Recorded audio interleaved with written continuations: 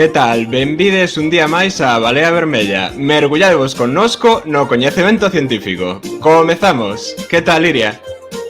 Hola, que tal, Javi? Moi ben. Ti que tal? Como vai a semana? Moi ben. Todo preparado xa para este especial directo sobre psicoloxía educativa, non? Sí. Eu, además que vivo rodeada de docentes, para mí isto é un temazo, eh? E ademais tamén me gusta moito facer directos así un pouco diferentes, que sexan como doutras áreas da ciencia, non? Ou descubrir onde está a ciencia en cousas que habitualmente non asociamos co coñecemento científico. Pois sí, de feito, cando decidimos contactar con Tania, que temos que darlle as grazas á xente de Investigal, porque, bueno, agora cando entre Tania xa o comentamos, pero tamén é membro de Investigal, pois temos que dar as grazas porque, bueno, foron eles que nos facilitaron o contacto e queríamos, pois, o que decía Iria, queríamos explorar aí un pouco outras áreas do coñecemento e da investigación neste caso, e atopamos a Tania, que nos parece, pois, unha investigación, pois, moi interesante, non? Un traballo de investigación moi interesante. Claro, ademais Están vos comentando, hai varios comentarios por aí que non lle estamos facendo moito caso ao chat. Isto dos deberes interésanos moito, sí. Eu creo que sí. A ver, Bueno, vale, a nós un tamén, momento, perdoa, Iria, perdoa que claro, por iso temos tanto chat. Benvida a toda a xente que vides da canle de Pablo Rodríguez Claro. Vila. Moitísimas grazas porque vides todos de incursión e estábamos falando Iria máis eu. Bueno, Moitísimas grazas, Pablo. nada, pois non sei se escoitastes todos os que estades agora aquí vendo, impresionante, moitísimas grazas, hai moitísima xente, máis de 120 Moitísimas persoas, grazas. penso que nunca nos pasou. Pero nada, se queres, Iria, o que facemos é explicar antes o patrocinio que temos con Puntogal, introducimos xa o tema de hoxe que estábamos falando agora. Se queres, revisa por aí se hai algún comentario maiores a parte dos saúdos que nos están mandando, pero vou comentando eu o patrocinio, que como sabestes por aí, bueno, neste caso está aí debaixo de Iria, o patrocinio de Puntogal, e damosvos pois unha serie de claves para por que deberíades, se aínda non o tedes, rexistrar o voso proxecto, a vosa páxina con Puntogal. Ben, como vos decimos sempre, pois esta é unha canle patrocinada por Puntogal e por que tedes que ter Puntogal? Pois mira, Puntogal serve para identificar o teu contido e o teu público, os buscadores atopan mellor os contidos nas webs, protexe a túa marca, diferenciando do resto, axuda os proxectos que se fan no país e na nosa lingua, como é o caso de Balea Vermella, e, ademais, o máis importante de todo, que o dominio é noso, é galego. Así que non o dubidedes e rexistrade xa o voso dominio con .gal. E como están dicindo por aquí nos comentarios, se alguén se quere suscribir con Prime e monetizarnos, nos encantados. Efectivamente, sí. De feito, temos agora un pequeno reto que este mes igual non o conseguimos, porque xa está rematando o mes, estamos a día 20, pero puxemos aí un pequeno reto de intentar chegar a 10 suscripcións por mes. Como sabedes, dixéramos o mes pasado, tivemos a sorte de que chegamos ao mínimo que había que chegar nas suscripcións para que Twitch nos fixera o ingreso desas suscripcións. Estamos moi agradecidos a toda a xente que se suscribiu. E o que diría, pois se vos apetece, se tedes Prime, que saibades que é gratuito, e seguiredes axudando a que este proxecto siga medrando. Sí, non pensades tampouco que nos vamos mudar a Andorra, O que nos dá Twitch é para eses LEDs tan chulos que ten Javi por detrás, para o micro e así, O sea, isto é modesto. Sí, bueno, agradecer a xente que se está suscribindo agora mesmo, a Nuriña V, a Madia Levo, a Senín Díaz Mon, a Profa, moitísimas grazas a toda a xente que vos está suscribindo agora mesmo, a Cris Vdu, moitísimas grazas. Bueno, hai agora un tren do hype que hai agora mesmo Sí. polo chat. Está agora, mira, está ao 77%. Bueno, é impresionante. A Daniel Blanc CG tamén moitísimas grazas. Estamos xa, mira, estamos xa en 8 suscripcións. Estamos xa a 10, Pois xa perdón, está, xa a cumprimos o 2 reto. das 10. Sí. Estamos a nada. Pois Bueno, moitísimas moitísimas, grazas, fai moitísimas ilusión. grazas. Sí. Bueno, vamos Moitísimas ir xa grazas. porque te está Tania Sí, aí sí, sí. esperando e Sí, con sí, esto sí, podemos sí. estar aquí empapándonos de nuestra propia gloria, ¿no? Efectivamente, pois nada, dicir que no directo de hoxe, como decíamos ao principio, pois imos falar sobre socioloxía educativa e sobre o papel dos deberes escolares, que é un tópico un pouco controvertido na sociedade, tanto no ámbito familiar como no escolar. E para iso imos falar con Tania Vieites, que está xa connosco.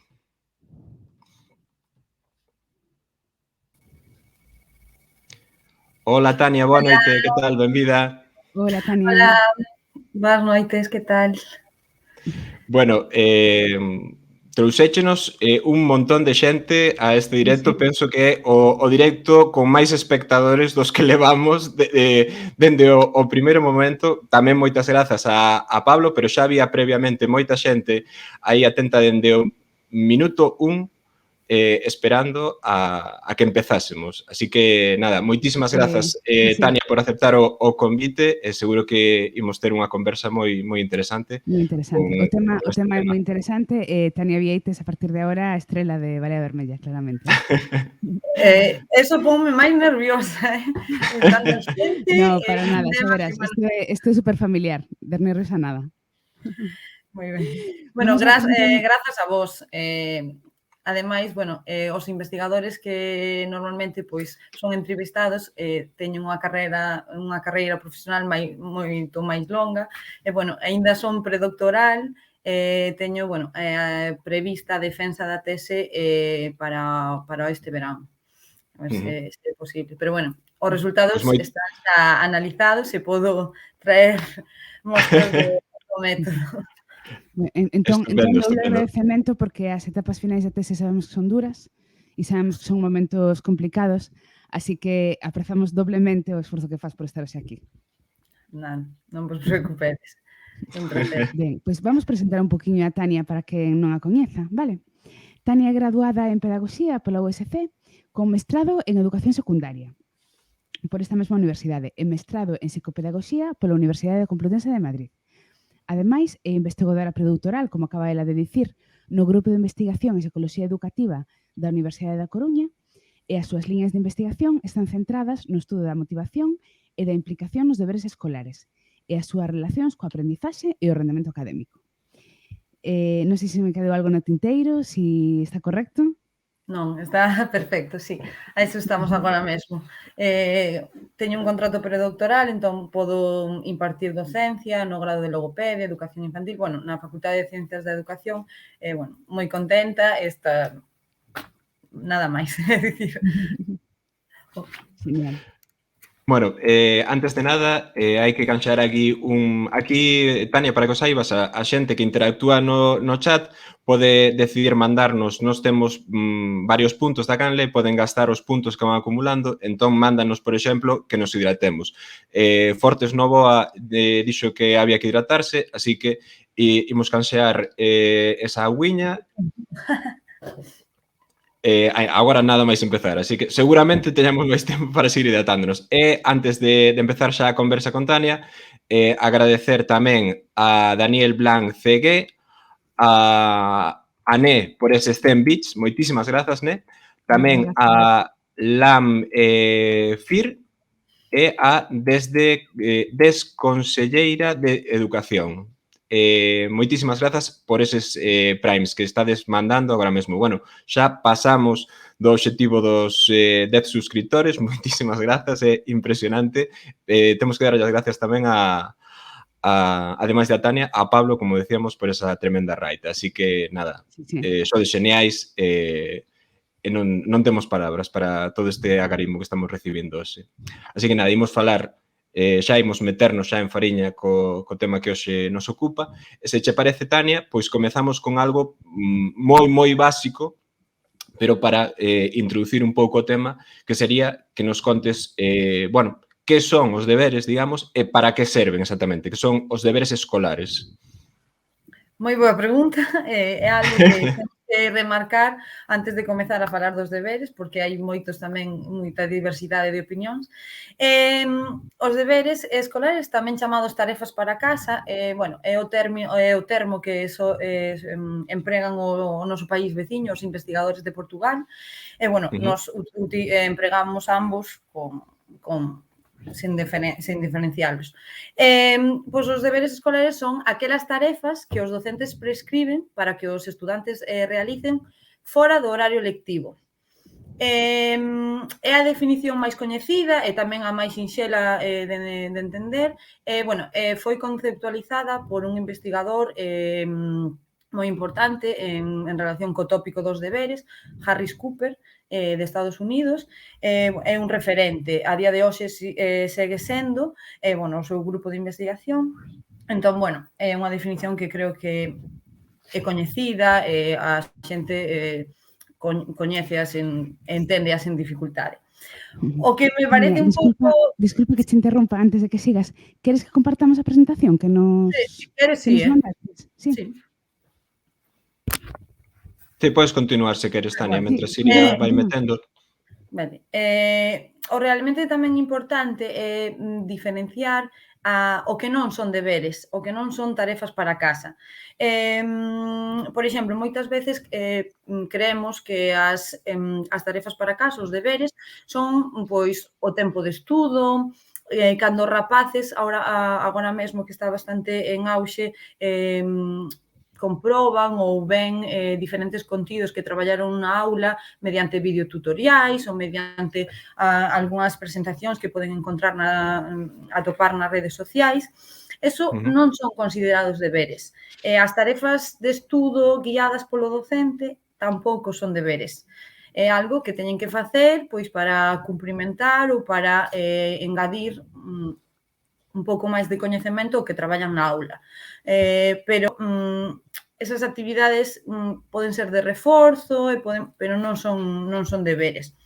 Entón, para tamén diferenciar un pouco mellor o que son as tarefas para casa, é que esas tarefas teñen que ter unha intencionalidade, teñen que ter un obxectivo claro, que ás veces os docentes pois non lle trasladan aos estudantes, é dicir, non concretan ben pois a utilidade ou o valor que teñen esas tarefas. Entón, esa sería a definición dos deberes e do que non son deberes.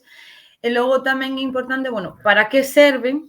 Moi boa pregunta. Creo que tamén se lle podería facer aos docentes, é dicir, cal é a razón pola cal prescriben deberes.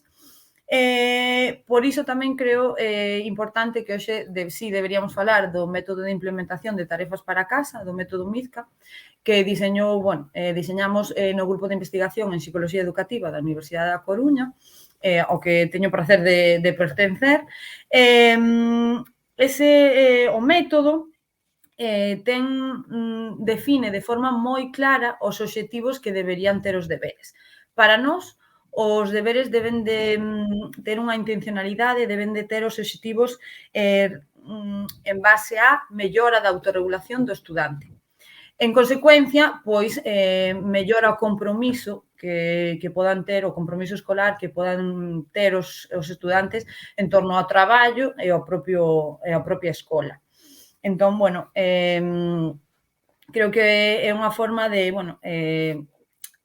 temos unha idea dos deberes, unha idea bastante arraigada sobre que os deberes só serven para repasar contidos, para traballar de novo o que xa se traballou na aula, pero temos que cambiar un pouquiño ese enfoque, e, eso explicaremos o método MIZCA, e, creo que no grupo de investigación ampliamos un pouco as miras, consideramos os deberes unha ferramenta útil tanto para reforzar contidos, como se empregan os deberes, como para mellorar hábitos de estudio e a actitude dos rapaces cara a ensinanza. É dicir, cada todo o que realizan na aula. Ademais, bueno, no grupo gustanos falar de deberes de calidade para diferencialo pois dos deberes máis repetitivos, máis tradicionais. Entón, bueno, a nosa proposta sí que ten relación ca mellora da autorregulación en consecuencia dese compromiso e debe ser ese o último termo da prescripción dos deberes. Para iso, bueno, ademais dos principios que ten o método, creemos que, bueno, as actividades deben de ser, pois, actividades de relacionar, de indagar, actividades que promovan pois os obxectivos de etapa, que seguramente coñezan todos os docentes que están conectados, as competencias clave, todos os elementos do currículum que ademais teñen que impartir os docentes, ademais dos contidos propios da súa materia. Entón, bon, creo que é importante, bueno, cambiar ese enfoque de repasar, de repetir todo o que se traballa na aula. Miremos recuperar, sí. Sí, están Sí, comentando recupera por Iria, sí, aquí que os deberes, decían, ¿no? Sirven para interiorizar coñecementos, que unha das cousas que acabas de comentar, Tania, pero sabemos que hai moitas outras. E preguntan por aquí se o Flipped Classroom consideraríase como deberes. Eu casi te pediría que nos expliques que é isto do Flipped Classroom para os que fomos ao cole hai moito. De feito, di aí a de Desconsellería de Educación pregunta que opinades do Flipped Classroom. E tamén decía Carta Xeométrica que é Cibran, decía que eu creo que inciden nas diferenzas sociais. Que entendo que os deberes, claro, sí. Así que, bueno, se nos explicas brevemente que é isto do Flipped Classroom para entendernos, porque nin idea. A aula invertida en castelán e en galego. A aula invertida é unha metodoloxía, unha estrategia metodolóxica que empregan moitos docentes e si está dentro dun enfoque constructivista, dunha metodoloxía activa e participativa que é o que promove a nova lei educativa, a LOMLOE, e tamén o facía a anterior lei, a LOMCE. É simplemente pois que os rapaces expliquen un contido que non se explicou na súa totalidade na aula. É dicir, o mellor o docente lles proporciona pois uns artículos ou uns vídeos moi pequenos elaborados polo propio docente ou ao mellor de outra canle. En base a eso, normalmente en grupos pequenos ou en grupos heteroxéneos, os rapaces diseñan pois unha presentación sobre esos contidos ao resto dos seus compañeiros. Esa é a miña definición de aula invertida. Entón, non son deberes. A aula invertida non son deberes. A excepción de que teñades definidas as tarefas que teñen que realizar os rapaces, bueno, se están planificadas, están dentro dun proxecto ou dunha investigación, poden considerarse deberes. Serían deberes en grupo. Pero se non é unha metodoloxía, unha estrategia metodolóxica que se utiliza pois para mellorar pois eso, o traballo en grupo, o clima da aula, bueno, e que tamén eles podan poñerse no lugar do docente e explicar contidos aos seus compañeiros. Moitas veces funciona moi ben debido a que son, bueno, a veces complicámonos moito para explicar un contido, cando se explican entre eles, é todo moito máis sinxelo e resolvenos sen dificultade. Entón, bueno, é unha estrategia e, bueno, depende como a plantexemos, pode ser deberes como pode que non. Se o vades presentar nunha oposición, non son deberes, porque deben darlle un tempo na aula para traballar en grupo e logo defendelo, é dicir, non todo o que o fagan fora da aula, é dicir, pois que teñan que ir á biblioteca da súa cidade ou da súa vila, senón que o podan facer no tempo da clase. Mira, aquí hai outro comentario que... Perdoa, Iria. Sí. Que antes esquecímonos, quería agradecer aí que se suscribiu, perdón que teño aquí diante, FBG69 e ademais suscribiuse por 6 meses. Bueno, moitísimas grazas por esa confianza de 6 meses. Moitísimas grazas. Nada, Continúa, Iria, perdón. Nada, mira, iba a decir que hai outro comentario así como máis específico e despois hai un par de comentarios que eu creo que xa van un pouco na seguinte pregunta que é por que xeran tanta controversia, ¿no? Porque xa empezaron a xerar controversia nada máis mencionar a palabra deberes. Vale, entón, mira, aquí a profa pregunta, gustaríame saber se o estudo que fixéchedes, ¿no? E as propostas serven para calquera nivel educativo. Moi boa pregunta. Íbamos a traballalo máis tarde, pero a nosa investigación realizouse en quinto e sexto de educación primaria. O noso grupo de investigación promove que os deberes se prescriban a partir desa idade. É dicir, en quinto, 10, 11 anos. Previo a quinto, cando son máis pequenos, pois a mellor afianzar un pouco algunha tarefa ou prescribir algunha tarefa para casa, pero non máis de 10 minutos, non. E despois, en secundaria, sí poden seguir o método. A investigación está centrada en quinto e sexto, para preparar os alumnos, como o obxectivo era mellorar a autorregulación e autonomía para a etapa de educación secundaria.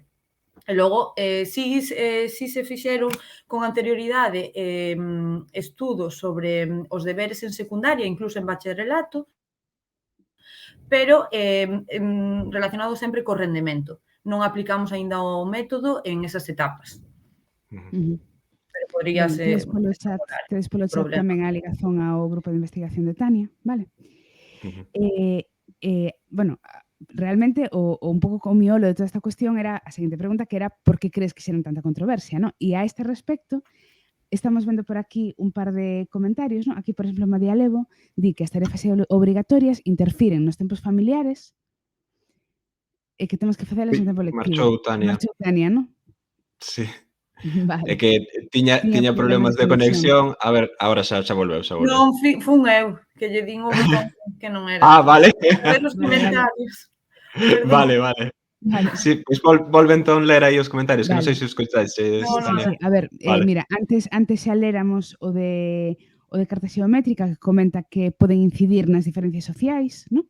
E agora estaba lendo este outro que di María Levo que as tarefas obrigatorias interfiren nos tempos familiares e que temos que facelas no tempo lectivo coa nosa axuda, ¿no? O sea, entendo que quere decir que o alumnado ten que facelas que o alumnado ten que facelas durante o tempo lectivo coa axuda do profesorado, ¿no?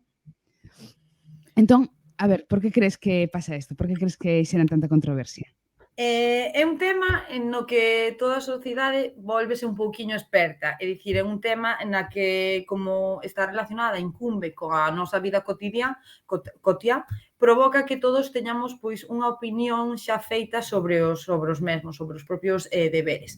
Entón, como acaban de dicir nos comentarios e vos comentades, os deberes involucran a dous contextos claramente diferenciados, tanto ao contexto escolar como ao contexto familiar. Entón, o alumno é o verdadeiro protagonista deste proceso, dos deberes e de todo relacionado cos deberes. Polo tanto, como acaban de mencionar, sí, os deberes quitan tempo de ocio, pero é pola mala prescripción dos deberes. É dicir, se nós prescribimos os deberes diariamente, é unha das premisas que non segue o método Mizka. Entón, se os rapaces teñen deberes diariamente, non poden conxugalos ou combinalos coas súas actividades extraescolares, por se un día teñen pois un problema e queren ir a visitar os avós, interfieren na súa vida pois non lectiva, no seu tempo de ocio, no seu tempo libre. Entón, as familias soen ter unha mala experiencia cos deberes. Por qué? Porque xeran conflicto entre as familias xa pois que se poñan a facelos, xa pois comprobar se os fixeron ou non os fixeron, se os fixeron ben. Entón, quita moito tempo, as familias cada vez pois teñen máis obrigas, polo tanto dificulta a vida familiar e xera conflictos. Tamén hai que dicir que, os rapaces non teñen gañas de solventar ou realizar os deberes porque pois, non son atractivos para eles, non son desafiantes. Entón, pois, eso fai que pois, as familias, os pais, teñen que insistir un poquinho máis en que as realicen. Entón, bueno, nós falamos da prescripción semanal. O obxectivo é que cada vez o alumno sexa máis autónomo na realización das tarefas, entón a familia non tería que facer nada. É dicir, o alumno é o responsable de levar esas tarefas para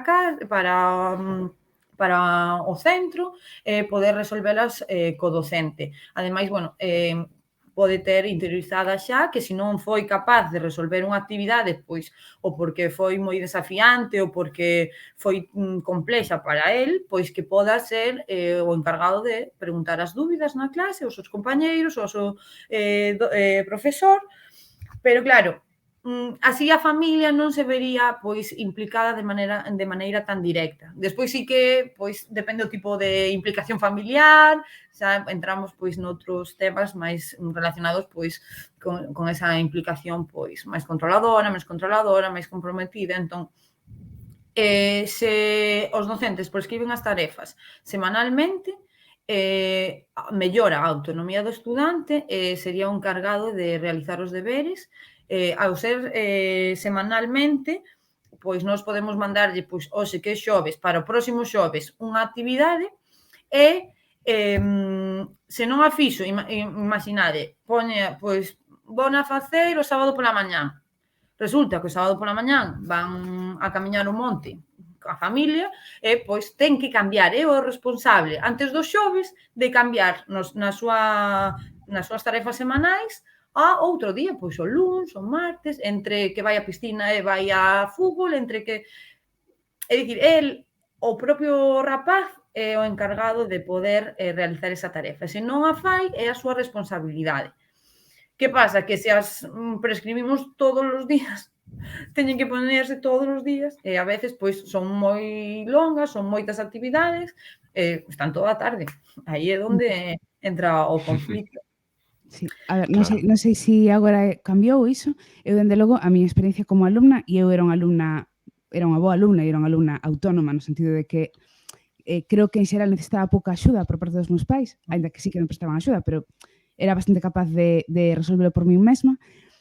A miña experiencia é que a partir de séptimo ou oitavo de EXB, daquela, que correspondería agora a primeiros cursos da ESO, probablemente, os deberes ocupaban boa parte de todas as tardes da semana.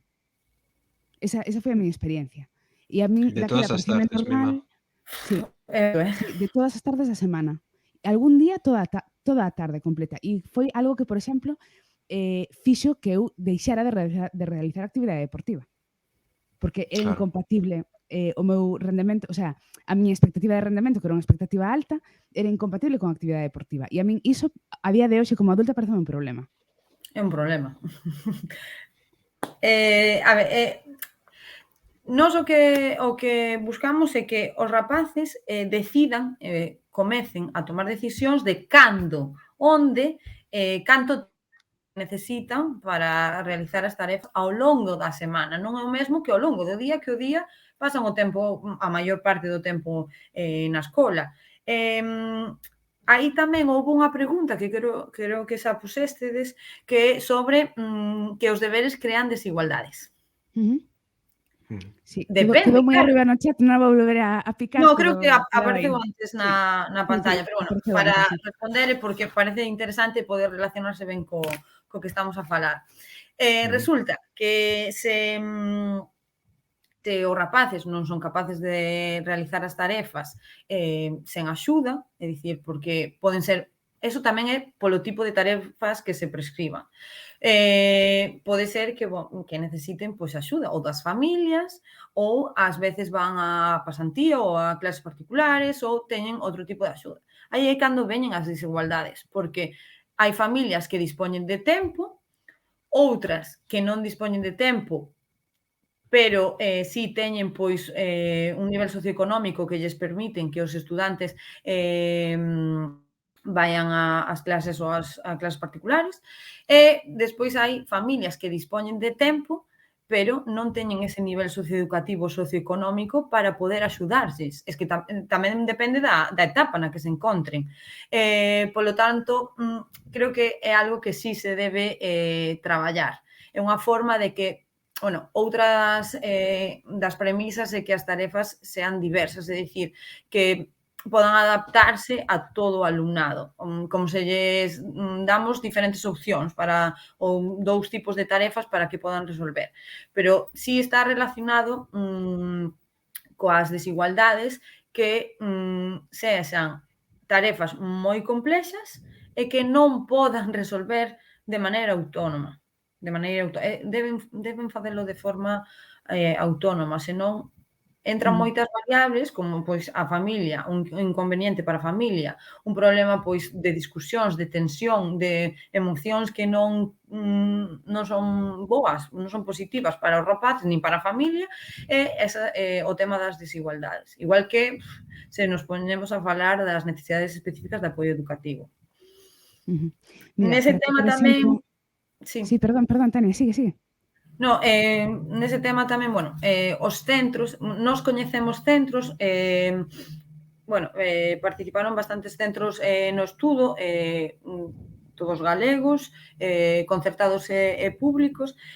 Había centros que tiñan xa establecido, ao mellor non tiñan unhas pautas para prescribir deberes, pero sí tiñan establecido un taboleiro con diferentes cargas ou tarefas que lle prescribían os diferentes docentes para que, como non facían reunións, nin falaban sobre os deberes que tiñan, aparecían marcados nun taboleiro na entrada principal do centro para que a carga lectiva fora do horario non fose moi elevada. É dicir, para que existira unha coordinación entre docentes. Eso é positivo, é dicir, é un pasiño máis para poder reducir a carga de deberes. Outros centros teñen a norma de non deberes e realizan tarefas puntuais pois de investigación, tarefas pois máis de indagación, a entrevista a un avó, esos tamén son deberes. Eso sí podríamos chamar deberes.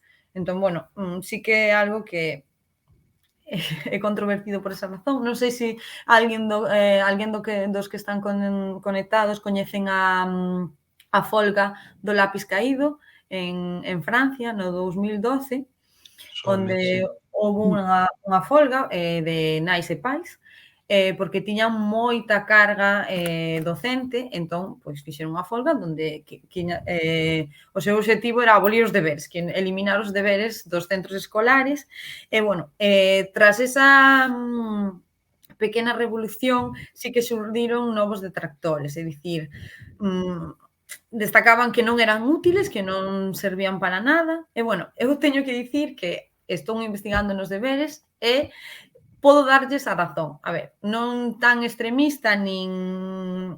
Pero, creo que se a súa experiencia foi negativa e se os rapaces estaban todo o día facendo deberes, non lles falta razón para queixarse. Entón, creo que é importantísimo que esos deberes, esas tarefas, sexan diversas, o que dicía antes, que podan elixir entre varias opcións, que sexan motivantes, é dicir, que se adecúen aos diferentes estilos e ritmos de aprendizaxe dos rapaces para que non provoque esas desigualdades. O problema é que a prescripción non é adecuada, tamén o currículum é moi amplo, é dicir, que entran tamén máis variables e non quero dicir que os docentes que prescriben deberes teñan algunha dificultade.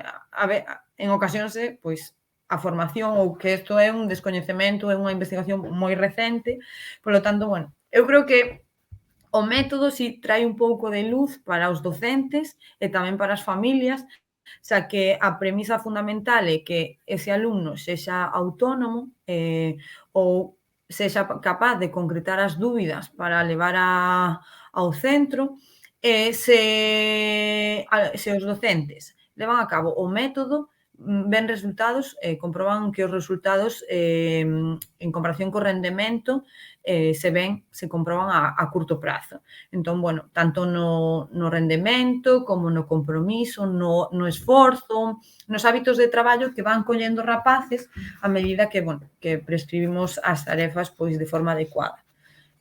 Tamén hai Mira, diversidade. preguntaba... Bien. Lucía, ¿no? Era que vas comentar, Javi? Non, iba a dicir o último, que creo que iba co que acaba de dicir Tania, se deben puntuar na nota ou Sí. como. Non. Eso é unha decisión do docente. É dicir, tamén depende das actividades que prescriban. Se son actividades pois de consolidación ou de desenvolvemento do contido central da unidade, si poden evaluala, pero senón non teñen por que evaluala. Moitas veces, sobre todo no ensino primario, o que fan é, utilizar aplicacións ou un sistema de puntos de reforzo positivo. Non sei se coñecedes Clasdojo. Utilízano con frecuencia, entón poden tamén apremiar a ese esforzo que teñen, poden puntualo, poden indicar pois que algunha das tarefas que van a levar para casa van a entrar pois no examen, ou darlle unha iniciativa para que podan resolverlas en dificultade. Pero, eso é decisión do docente. Se queren poden evaluala, como se non a evalúan. Vale. Nada, é que había outra pregunta para aquí atrás, que era que iba a comentar eu, que era esta, que pregunta Lucía se perdón, Javi, que che estou tapando. Nada. Se chamaríamos tarefas ou Hoxe deberes, de é verdade? intenso o directo, é Sí. intenso. Se chamaríamos tarefas ou deberes, por exemplo, a levar conta do que teñen que poñer na mochila para o día seguinte, segundo horario, refirme a materias que lles pediran, as libretas correspondentes, revisar que levan a axenda, que miraran as familias que teñan anotacións. Eu penso que non os consideraría deberes, pero se podría aplicar desde primeiro, sería unha actividade máis productiva e creadora de hábitos que despois resultaría aproveitable sempre. Vale, non son deberes, como ela ben responde. Si pode ser útil para crear hábitos e autonomía, en primeiro, pero claro, tamén depende da rutina que vayan tendo na aula, é dicir, se están acostumados a realizar pois ese checklist das cousas que teñen que comprobar para poñer na mochila, sí, pero é dicir, o que buscamos é que sexan autónomos. Se esa actividade ten o obxectivo de que primeiro van a facer coa axuda das familias de poder comprobar e complementar toda esa información ou poñer todo iso na mochila, pareceme ben, pero non está relacionado aí moito con deber. Sí que a autonomía poden facelo e poden... Eso tamén teñen que explicarlo á familia para que non o faga a familia, é dicir, que o empece a facer el tanto no centro como na casa. Senón, ao final, é tarefa para os pais que o van a facer igual, porque é material que necesitan para ir ao centro, pero, bueno... Sí. Claro, sí, decía por aquí, por exemplo, Madia Levo, en relación ao de antes, ¿no? Que puntuar deberes é a maneira máis fácil de lograr que fagan as nais. Claro. Pero ese non é o obxectivo, que fagan os pais e as nais, para eso é mellor non prescribir deberes. É mellor non prescribilos, porque non cumprimos... Cal é a finalidade? De que... Creo que... A ver, por eso, ao mellor, tamén teñen que coñecer o grupo, é dicir, os rapaces son moi diferentes entre sí, hai diversidade na aula, teñan ou non necesidades específicas, polo tanto, tamén teñen que coñecer un pouco pois a motivación, os estilos de aprendizaxe que hai na aula, polo tanto, unha vez realicen esa avaliación inicial ao principio de curso, poden ver se necesitan pois motivar aos seus alumnos cara a eses estudos, e non. Vygotsky falábanos de... A seguinte pregunta que tiñamos, que era precisamente sobre o tema da motivación, ¿no? Claro, porque estás falando continuamente de que os deberes deben ser motivadores, non? Entón, queríamos preguntarche cal é a incidencia da motivación cara aos deberes sobre o aproveitamento do tempo que se lle dedica, non? E en que medida afectan cuestións como a actitude, a ansiedade, o interese dos estudantados polos deberes, non? Porque aí hai dous factores que se interrelacionan, non? Por unha banda, as características do alumnado e por outra banda, características das tarefas. Sí, é unha cuestión moi completa. Temos que ter claros algúns termos. Por exemplo, a motivación e as emocións que me presentas están estreitamente relacionadas coa participación dos estudantes nos deberes. Esa participación ven condicionada polo compromiso escolar. Entón, temos que diferenciar tres tipos de compromiso. A presentación, sí. O compromiso conductual, e o compromiso cognitivo. O compromiso conductual está relacionado coa variable que me dixestes, o aproveitamento do tempo. O compromiso conductual fai referencia á cantidade de deberes realizados, o tempo dedicado e o aproveitamento dese tempo. A cantidade de deberes realizados é a variable que máis se estuda, vale? A cantidade que fan. Os estudos e as investigacións de fai varias décadas mostran que podemos afirmar que a cantidade de deberes realizados está estreitamente relacionado co rendemento. Máis deberes realizados, maior é o rendemento do estudante. Incluso, que é o que máis nos pode chocar, é que, aínda que os deberes sexan tradicionais, repetitivos, non estén relacionados nin cos obxectivos de etapa, nin coas competencias, aumenta o rendemento do estudante. Iso é o que nos mostra a investigación, tanto a máis recente como a de fai máis anos. Polo tanto, a variable tempo tamén é moi importante, pero moitas veces, cando, por exemplo, pois as familias creen que os rapaces están moito tempo estudando, están moito tempo realizando deberes, creen que é positivo, traballan moito, non é así. En ese caso, máis non é mellor.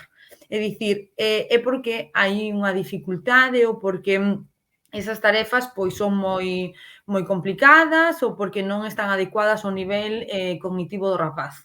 Entón, aí entra a nova variable que nos incluímos, o grupo de investigación incluíu nos deberes, que é o aproveitamento do tempo, dese tempo. Aí é onde vemos a calidade ou a dedicación real da realización das tarefas. É dicir, é importante que os alumnos sepan, sexan capaces de xestionar ben o tempo dedicado, porque a peor xestión, maior cantidade de tempo será relacionado será necesario para realizar pois o número de actividades que lle prescriben os docentes. Por iso, a importancia da autorregulación neste caso, vale? É dicir, que nós temos que prescribir deberes tamén para mellorar esas estrategias e que sexan capaces de xestionar mellor o tempo. En canto a relación tamén do compromiso conductual, entra tamén, bueno, non sei se é un concepto que se traballaron algúns docentes, a orientación a metas. Eso é tamén chamada a orientación motivacional. Esta orientación motivacional é o tipo de razóns polas cales os rapaces realizan os deberes. Pode ser que realicen os deberes para mellorar, porque queren aprender, queren ampliar coñecementos, ou poden que fan as tarefas por obligación. É o seu único motivo. Entón, aí é cando entra o valor da tarefa, o valor de utilidade que os docentes poden demostrar e explicar é o valor que eles teñen da tarefa. Un valor intrínseco é que realizan as actividades porque queren aprender, queren pois ampliar os seus coñecementos, e o valor de logro está relacionado coa realizar ben esa tarea. Queren pois conseguir o obxectivo de poder a satisfacción de realizar ben os deberes. Non sei se é moito concepto teórico, pero, bueno, ao final os deberes teñen máis chicha, teñen máis variables para analizar. Mira, decía de feito aí a profa que xestionar ben o tempo é fundamental, pero que ninguén lles ensina a facelo ben, e que é unha carencia clara no sistema. Totalmente de acordo. Non sei se hai alguén que este traballando na Xunta ou na Consellería ou no CAFI ou na sesión de profesorado. Que manifeste polo chat, que manifeste. Porque estamos, o grupo de investigación está en constante comunicación para poder impartir cursos sobre o método nas escolas, é dicir, nos centros educativos, e que polo menos o coñezan, e logo os docentes poden decidir se queren leválo a cabo na súa totalidade ou pois, algún principio que lle axude a introducir un método para que podan ver resultados e o mellor solventar esas problemáticas que nos acaba de comentar a compañeira. Mira, decía de feito Madia Levo que a correlación entre facer deberes e rendemento que pode estar influída por outros factores socioculturais, non polo valor intrínseco da tarefa. Claro. Inflúe tanto os valores intrínsecos como os que non o son, é dicir, estar influenciado polo ambiente tamén é o que comentábamos antes cos diferentes niveis socioculturais e socioeconómicos das familias. Polo tanto, se as actividades son adecuadas a diversidade do alumnado e, ademais, intentan fomentar esa autonomía, a familia, aínda que a familia teña pois dificultades socioeducativas ou socioeconómicas, non estarían afectadas á hora de realizar deberes. Logo sí que pode afectar o rendemento, como calquera problemática cando nos pode suceder a nós como adultos, que poden pois dificultar pois a nosa actividade polas preocupacións, pois por outros dificultades. Auguiña, bueno. Bueno, unha auga que de Daniel, se non me equivoco. Grazas, Daniel, por recordarnos que hai que hidratarse. Sí. Hombre. Nada, imos a avanzar rapidísimo, Tania, porque xa imos fatal de tempo. Decir que despois da conversa con Tania imos realizar o sorteo que temos no Twitter do calendario científico escolar do CSIC, así que non marchedes porque podes levar un deses calendarios. Imos sortear dous exemplares para a xente que participou no Twitter e un exemplar para a xente que está aquí en directo. Así que non marchedes aínda porque no final imos realizar ese sorteo. Xa para ir rematando a conversa, Tania, se che parece, avanzamos cara ao final. Queríamos que nos explicaras en que consiste exactamente, xa falaches del durante todo o directo, pero queríamos que nos explicaras ben en que consiste entón o MITCA, este método de implementación de tarefas para casa, e que nos contes tamén como se desenvolve a túa investigación nisto. Pois o método de tarefas para casa, MITCA, é un método que deseñamos no grupo de investigación, basease en 5 principios. Algúns os fomos adiantando. Esos principios son que as tarefas teñen que ser diversas, como ben dixemos, non só tarefas repetitivas, tarefas de repaso, senón tamén tarefas de elaboración, tarefas de organización, mapas conceptuais, indagación, outro dos aspectos que están arraigados é que as tarefas sexan sempre post-tema, é dicir, despois de explicar os contidos na clase. Animo aos docentes a que inclúan actividades, deberes pre-tema, é dicir, antes de explicar un contido, que propoñan unha actividade para que realicen na casa, eso aumentará tanto a motivación como a curiosidade polo que van a explicar no próximo día lectivo, ou despois de rematar as tarefas. Entón, tamén podes lles axuda aos docentes a coñecer pois esos coñecementos previos antes de comezar a explicar esa unidade. O segundo principio está relacionado coas actividades deben ser concretas, é dicir, debemos prescribir, non podemos dicir, pois, páxina 1, exercicio 2, 3 e 4. O rapaz non sabe o que se vai enfrentar, non sabe o que ten que facer, nen como pode xestionar ese tempo, porque ao non saber que tarefa ten que realizar, se lle vai levar un mes, unha hora, 2 horas, 3 horas. Polo tanto, debemos describir o traballo mental que implican e o contido que abordan. Pois, por exemplo, un problema sobre porcentaxes, ou, pois, unha entrevista sobre a alimentación aos avós. Vale, traballan pois unha entrevista e fan, pois, o contido sería pois a alimentación. Ou, bueno, podemos ser máis específicos e o traballo mental pode ser pois organizar, resolver ese problema. O valor, que xa fixemos referencia ao valor da tarefa, a utilidade, debemos de relacionar as tarefas que prescribimos coa aplicabilidade que teñen. É dicir, se esas tarefas están relacionadas con contidos da materia, con contidos de outras materias ou ca vida cotiá. É dicir, ou se lles vai servir pois para ir, pois, imaginadevos as porcentaxes para ir ás rebaixas ou para o Black Friday. Que podamos relacionar, ou, por exemplo, ca súa vida profesional ou con diferentes ámbitos profesionais, pois isto para estudar medicina, isto para facer entrevista ou para poñernos a falar en público. Outra dos principios que xa comentamos é que sexan semanais, é dicir, que non se prescriban de maneira diaria. Se o obxectivo, queremos modificar ese obxectivo, a intencionalidade das tarefas deben ser prescritos de forma semanal, para que eles, pois, no seu tempo, podan organizarse e incluir as tarefas e que sexa só responsabilidade do alumno, non do rapaz, non de toda a familia.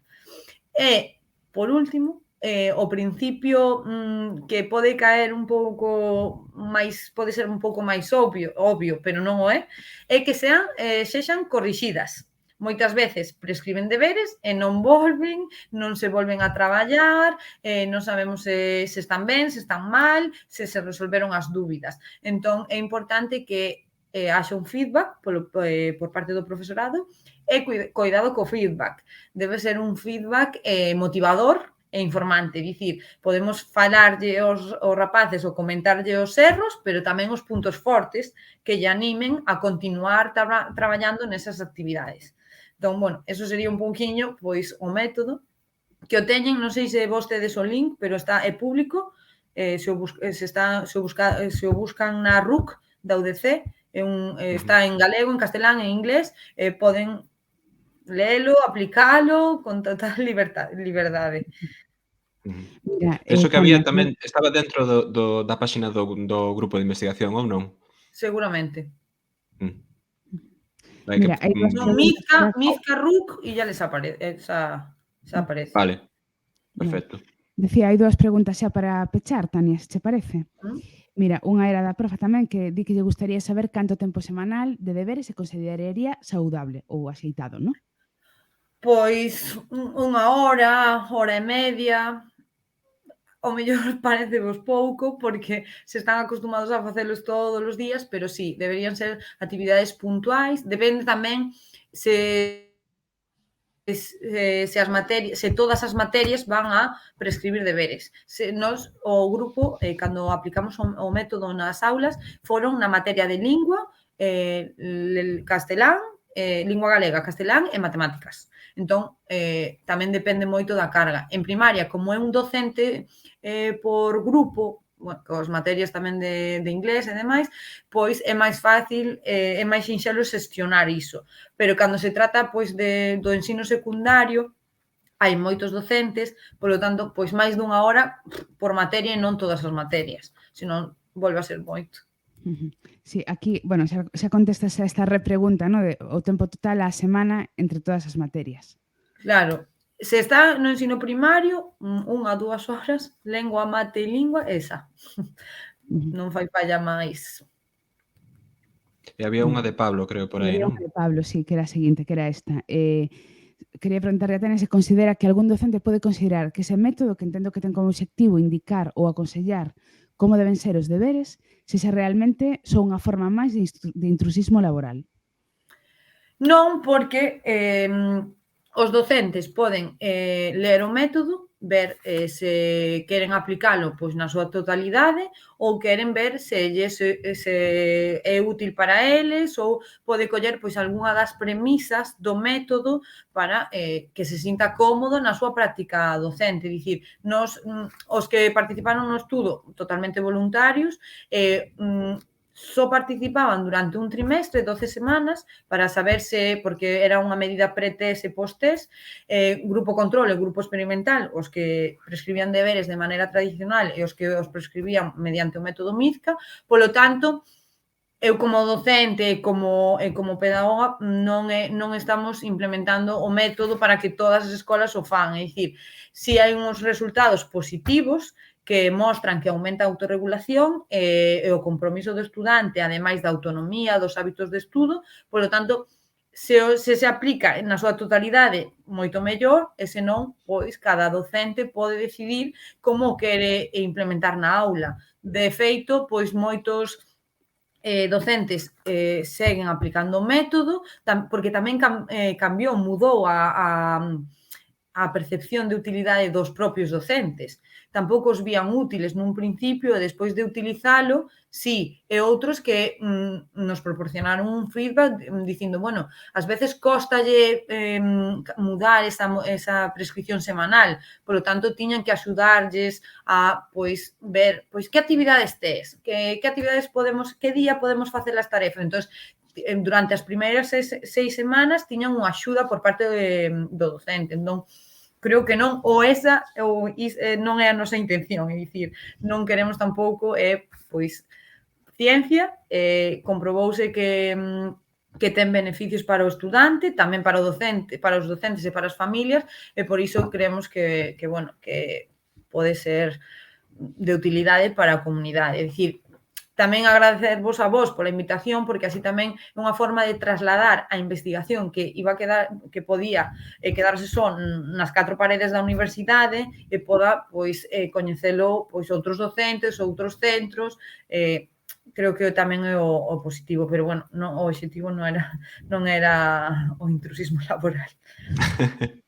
Nada, pois, eu penso que dá para moitísimo este tema, é superinteresante, houbo moitísimos comentarios, pero temos que pechar porque imos fatal de tempo, pero queríamos alargar un pouco porque, como decía, está a resultar unha conversa moi interesante. Penso que a exposición que fixo Tania, pois, creo que lle gustou a todo o mundo, houbo moitísimas respostas e moitos comentarios, e poderíamos seguir así, pois, unha hora máis, 2 horas máis, seguramente. Pero, bueno, neste caso emprazamos a Tania para que volva cando queira a Balea Vermella, cando remate a tese, cando a presente e demais, podemos volver contactar e sí que podemos seguir avanzando sobre os deberes e sobre máis cousas que seguro que hai moitísimo por conversar e por debater.